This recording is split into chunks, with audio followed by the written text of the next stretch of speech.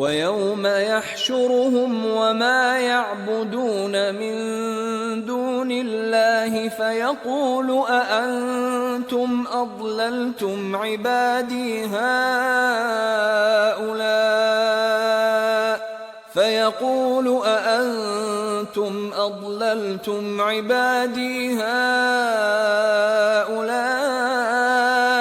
أَمْ هُمْ ضَلُّوا السَّبِيلَ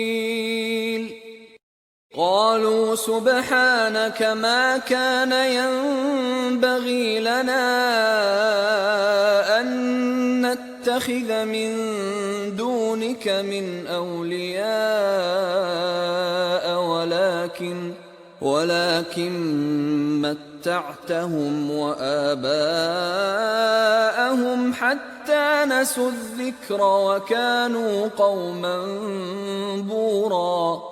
اور جس دن خدا ان کو اور ان کو جنہیں یہ خدا کے سوا پوجتے ہیں جمع کرے گا تو فرمائے گا کیا تم نے میرے ان بندوں کو گمراہ کیا تھا یا یہ خود گمراہ ہو گئے تھے؟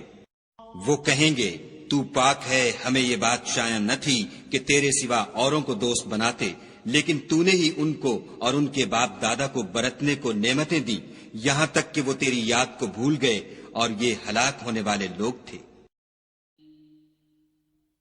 And mention the day he will gather them and that which they worship besides Allah, and will say, Did you mislead these, my servants, or did they themselves stray from the way?